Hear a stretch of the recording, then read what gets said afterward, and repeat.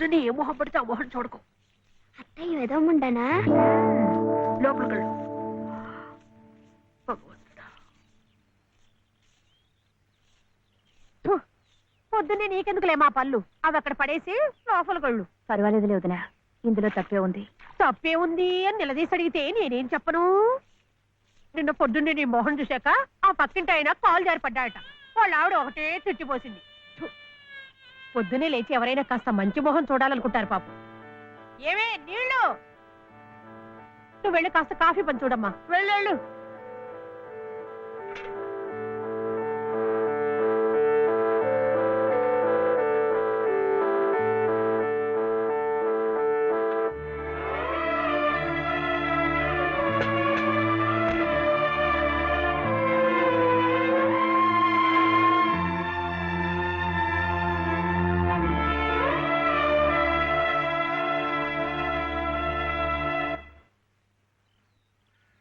లలితమ్మ గారు, లలితమ్మ గారు, లలితమ్మ గారు. అదేమిటి రోజు ఎంచగ్గాను దుర్గమ్మ గారు అని నా పేరు పెట్టి పిలిచేదానివి, ఈ రోజు ఏమిటి లలితమ్మో అంటా గావుకేకలు దుర్గమ్మ లలితమ్మ అయిపోయింది ఏమిటి? అదెట్టా అవుతుందమ్మా, దుర్గమ్మే, లలితమ్మే. నా జాకెట్ నా లాగు, నా చొక్క ఎక్కడా? ఇదిగో బాబు, తమ చీరలు 2 రాసుకోండి. ఒరే చెంప అక్కడ పెట్టరా.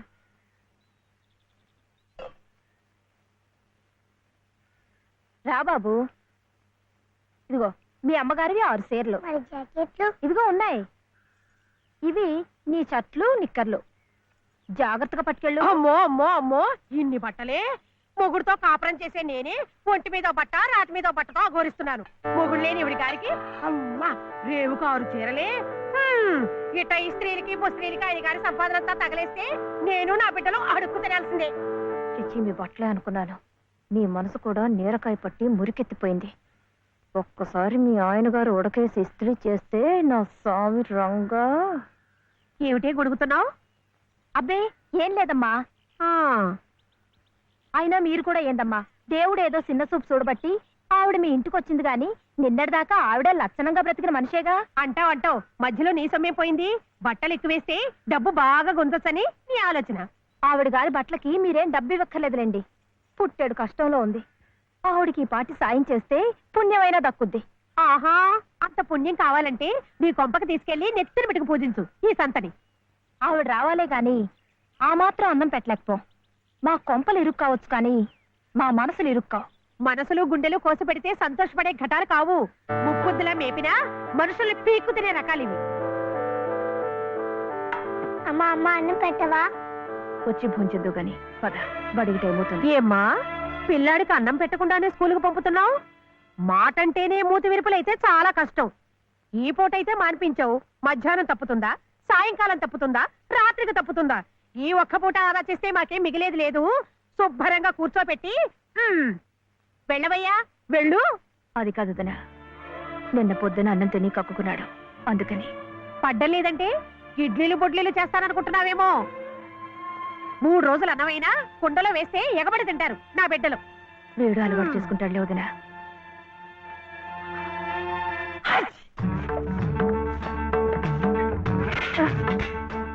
ఇక్కడ గొడిగే. నీకు వర్షం వస్తుందేమోనని. సర్లే ఎక్కడైనా పెట్టు. రామ ఇక్కడ కాదు అక్కడ.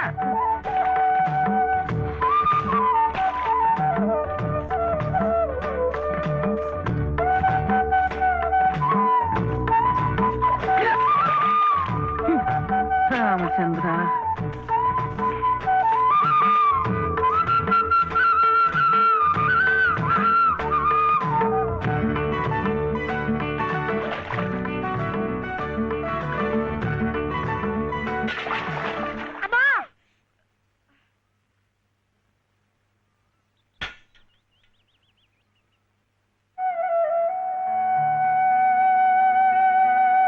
అయ్యో ఏమిట్రా ఈ తలతిక్క పనులు?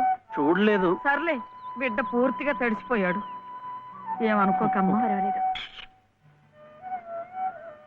చాలే. అయితే రేపటి నుంచి నీళ్లు కూడా పోయాను. ఒరే, ఇదంతా నా కోసం అట్రా, నీ కోసం కాదు. ఏది చేసినా భక్తితో చెయ్యాలయ్యా. అయితే ప్రసాదానికి వెళ్ళినా వెళ్ళు. ఓం రాజాతిరాజాయ ప్రసహ్య సాహినే నమో వయం వై శ్రవణాయ కుర్మహే సమే కామాం కామకామాయ మహ్యం కామేశ్వరో వై శ్రవణో దదాతు.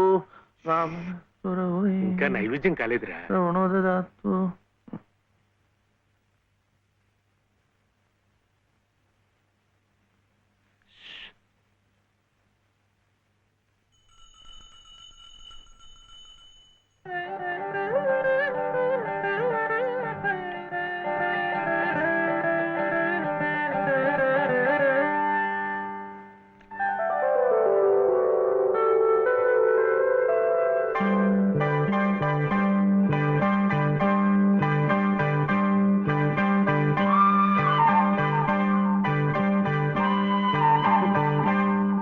చూస్తున్నానులేండి, మీరు తినకుండా అంతా బాబుకే తినిపిస్తున్నారు. తీసుకోండి. నాకు లేదనా? నేను మళ్ళా అడిగితే ఇస్తారు. ఈ గుడి మాకు బాగా తెలుసు. నేను మా నానమ్మ రోజు వచ్చి ఇదంతా కడిగి ముగ్గులేస్తాంగా. తీసుకోండి, తీసుకోండి. తీసుకోమ్మా. అసలు దేవుడు గర్భగుడిలో ఉంటే వీడు ఊరేగింపుకు వెళ్లే ఉత్సవ విగ్రహం లాంటి వాడు. పుణ్యమే. రాజమ్మ, ఆ అమ్మాయి ఎవరో తెలుసుగా? మన చలపతి చెల్లెలు లలిత.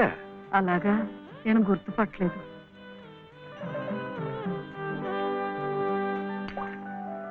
నిన్ను గుర్తుపట్టలేకపోయానమ్మా. ఏమనుకోకు.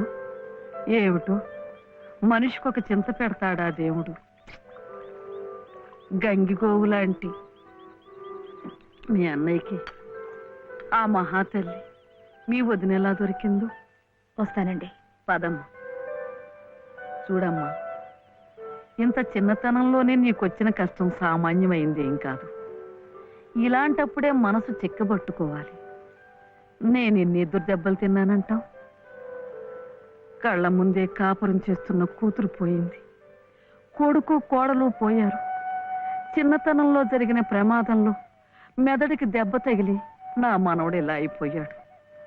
ఇవన్నీ తట్టుకుంటూ మందులు మాకులు తింటూ ఇంకా బ్రతికుండాలనుకుంటున్నానంటే ఎందుకంటావు? నా మీద ఆధారపడ్డ వాడి కోసం, నా మనవడి కోసం. భగవంతుడా, వాడి బుద్ధి పెంచకపోతే పోయే.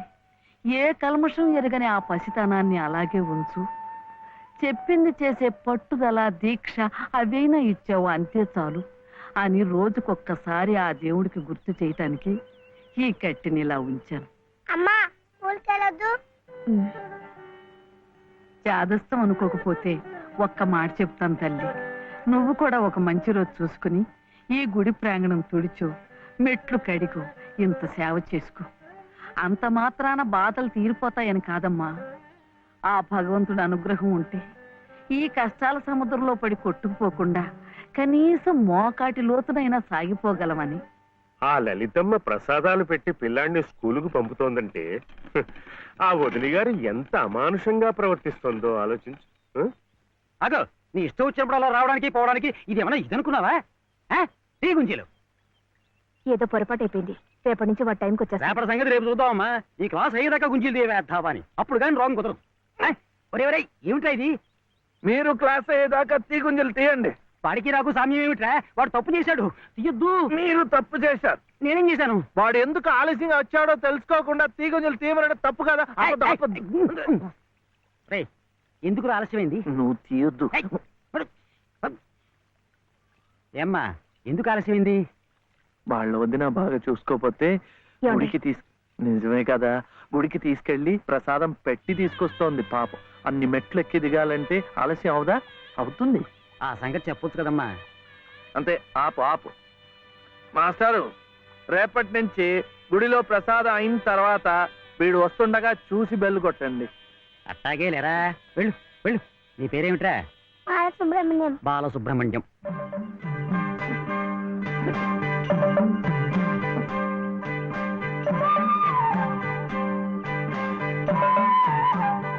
తెలిసిందిలేండి, మీ పేరు లలిత, నా పేరు చెప్పనా? వీర వెంకట సత్య శివసుందర రామయ్య. మీ పేరులో 3 అక్షరాలే లలిత. నా పేరులో 3 ఉన్నారు.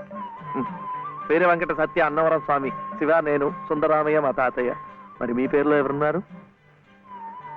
ప్రస్తుతానికి నేను, మా బాబే.